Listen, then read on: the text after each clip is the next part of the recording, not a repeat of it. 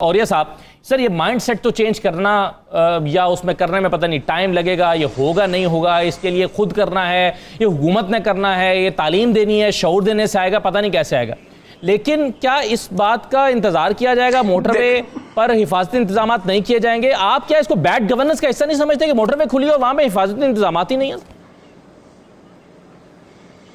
دیکھیں جرم اور سزا کی جو تصور ہے نا، وہ تصور جو ہے سیکورٹی کے ساتھ وابستہ نہیں ہے، وہ بنیادی طور پر سزا کے ساتھ وابستہ ہے. ریاست کامیاب وہ ہوتی ہے جس کے بارے میں کہا جاتا ہے کہ اسٹیٹ بیکم انویزیبل، نظر نہ آ رہی ہو.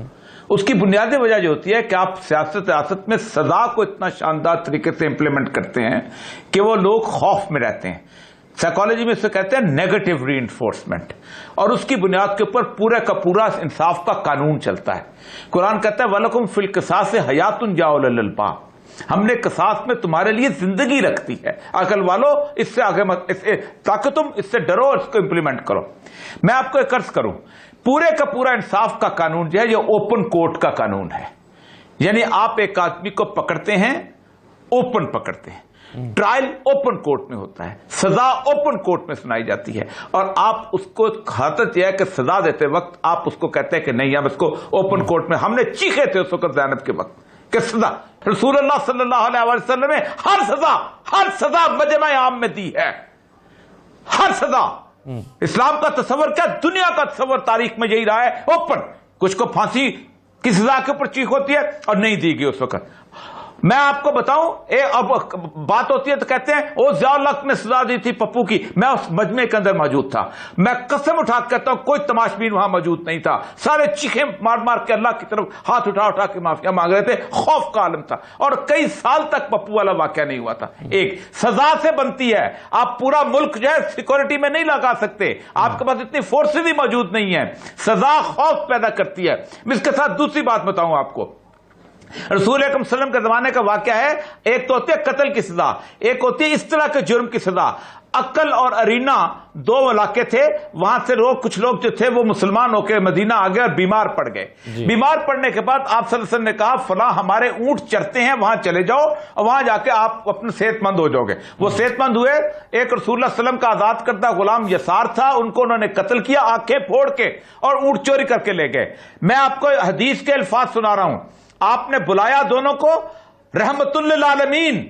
اللہ نے جن کو کیا کہا ہے کہ وہ رؤوف الرحیم ہے، انہوں نے کہا ان کا ایک بازو الٹے ہاتھ پہ اور ایک اس پہ کاٹ کے ان کو ریت میں پھینک دو. حضرت انس کہتے ہیں کہ وہ ریت پر تڑپ تڑپ کر مرے. یہ ہے سانپ کا علاج، یہ ہے وہ کیفیت. میں آپ کو میں ان کے وزیروں کی باتیں سناتا ہوں جو زینب کے قتل کے وقت چیخی تھی. شیری مزاری اور فواد چودھری اس وقت. آج قتل ہوا ہوتا، خوف سے ہوتا ہے. پاکستان کے 22 کروڑ کے اوپر آپ 3 کروڑ پولیس لگائیں گے، 6 کروڑ پولیس لگائیں گے. خوف پیدا کیا جاتا ہے. وہ خوف پیدا نہیں کیا گیا. ہر کسی کو ہیومن رائٹ ایکٹیوسٹ بننے کا شوق ہے پاکستان کے اندر. لوگوں کی بیٹیاں لٹتی رہیں، لوگوں کی بیٹیاں تباہ و برباد ہوتی رہیں، جو مرضی ہوتا رہے، کسی کچھ پرواہ نہیں. جس ملک کے اندر آج بھی پھانسی کی سزا کو اوپر ختم کرنے پر ڈیبیٹ ہو رہی ہو اس طرح کے واقعات کے موجودگی میں، اور اس بیٹ کو الاؤ کیا جاتا رہا. اور یہ صاحب مسئلہ اب یہ ہے کہ ہم اس پر شور مچائے، شاید ملزم پکڑے جائیں 2-4 دن میں، ابھی تک نہیں پکڑے گئے، پولیس پر تنقید ہو رہی ہے. لیکن کیا ان لوگوں کو پکڑ کر لٹکا دینے سے یا پھانسی دے دینے سے مسئلہ حل ہو جائے گا، یا اس کی جو روٹس ہیں وہ بہت سوسائٹی میں بہت ڈیپ تک چلی گئی ہوئی ہیں؟ دیکھیں پہلی بات تو یہ ہے کہ پہلی بات آپ سزا پہ امپلیمنٹ تو ضرور کریں. خوف تو پہلے، خوف از دا کی ہے، فیئر از دا کی کہتے ہیں اس سارے معنی. میں نے پہلے سے بھی کہا کہ دنیا میں کوئی سسٹم دنیا میں ایسا نہیں ہے کہ ہر بندے کے اوپر ایک بندہ کھڑا کر کے آپ کر لیں. لیکن دوسری بات یہ ہے کہ ریاست بنیادی طور پر انسان نے بنائی کس لیے تھی؟ بنائی اس لیے تھی کہ انسان نے 2 کام جو تھے وہ کہتے ہیں ہم خود نہیں کر سکتے. ایک ہم انصاف نہیں کر سکتے، اور دوسرا ہم تحفظ کی ذمہ داری آپ کی. تیسرا اور کوئی کام نہیں. لوگ اپنے یتیموں کو بھی پالتے رہے ہیں، لوگ اپنی بیواؤں کو بھی سر کے اوپر دوپٹے رکھتے رہے، لوگ اپنا علاج معالجہ بھی خود کرتے رہے، لوگ اپنے کنویں تک خود کھودتے رہے، اپنی گلیاں تک خود پراتے. لیکن یہ 2 کام ایسے ہیں کہ جو کہتے تھے اس کے لیے ہم نے ریاست بنائی، اس لیے کوئی اور کام نہیں ہے، اس لیے ریاست. اب دیکھیں پہلی بات تو یہ ہے کہ جس بندے نے بھی اب تو ایک مکمل انکوائری ہونی چاہیے کہ جس بندے نے بھی یہ موٹر وے کھولا ہے اس نے بالکل اتنا بڑا ظلم کیا ہے. یہ بالکل ایسے ہی ہے کہ آپ ایک لفٹ کو بغیر سیکورٹی ارینجمنٹ کے لیے ایک بلڈنگ میں چلا دیں اور اس کے بعد کہیں کہ جی لفٹ چل گئی تو اب مسئلہ یہ ہے کہ وہ تو ہونا ہی تھا ایسا ہی اس کے اندر گر. یعنی آپ مجھے کوئی بندہ یہ بتائے کہ بریک نہیں ہو اور ایک آدمی گاڑی کو دے دے کہ بھائی چلا لو کوئی مسئلہ نہیں, کون سی اترائی آتی ہے یہاں پر رستے میں. پہلی بات تو یہ ہے کہ جو مکمل انکوائری ہونی چاہیے کہ یہ موٹر ویز یہ کوئی مسئلہ نہیں ہے کہ میں وہاں جاتا ہوں اور میں وہاں جاتی ہوں اور وہاں پر جناب کوئی انتظامات نہیں ہے. ایک پراپر فورم ہے موٹر وے کھولنے کا. اس موٹر وے کھولنے کے اندر پاکستان کے اندر کوئی کمی تو نہیں ہے لوگوں کی. ٹھیک, اب آپ نے ایک موٹر وے ایڈمنسٹریشن بنائی ہے, اس کا سیٹ اپ بنایا ہے, لوگوں کو عادت ہے اس موٹر وے پہ جانے کی جو لاہور سے اسلام آباد جاتا ہے. وہ سمجھتے ہیں کہ موٹر وے پہ کچھ بھی ہوگا میں رات کو 1 بجے بھی چلوں گا میں سیکورڈ ہوں. لیکن آپ نے اس کے مقابلے میں ایک انسیکورڈ, ایک تو یہ ایک مکمل انکوائری ہونی چاہیے اور people should be taken to the task کہ آپ نے کھول کیسے دی. آپ کو اتنی جلدی تھی اس پہ اپنا فیتا کاٹنے کی اور آپ کو اتنی جلدی تھی وہاں پہ لگائیں. ایک تو یہ انکوائری ہونی چاہیے مکمل طور پہ, اور پھر دوسری بات یہ ہے کہ اس ایس ایچ او کو, اس پورے علاقے کے تھانے کے بندے کو اس کو ہونا چاہیے کہ آپ دیکھیں سینٹرل کورٹ کے موٹر وے پہ جائیں. میں کو 6 دفعہ گجرات میرا شہر ہے میں جاتا ہوں, اس واحد موٹر وے ہے جس کے اوپر موٹر سائیکل والے چل رہے ہوتے ہیں اور ریگولر چل رہے ہوتے ہیں. کبھی کسی نے ایسا جو نے کہا کہ وہ موٹر سائیکل میں وہ کیسے آ جاتے ہیں اور کون سی افران کے آتے ہیں, کوئی ویجیلنس. اور یہ سب معذرت کے ساتھ گائیں بھینسیں نظر آتی ہیں, چنچے رکشے چل رہے ہیں.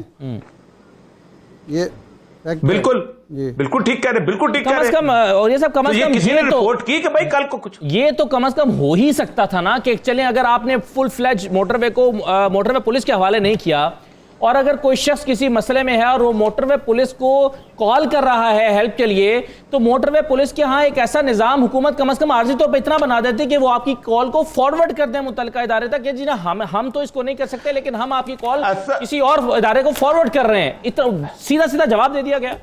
اسد بھائی اس ملک کے اندر 2 چیزیں بڑی غلط ہیں, اور میں ہمیشہ ایڈمنسٹریشن میں چیختا رہا ہوں کہ یہی ہماری خرابی ہے. ایک تو یہ ہے کہ یہ میرا علاقہ جو جورسڈکشن, یہ میرا کیس نہیں ہے فلاں کا ہے, یہ دروغہ والا تھانے کا.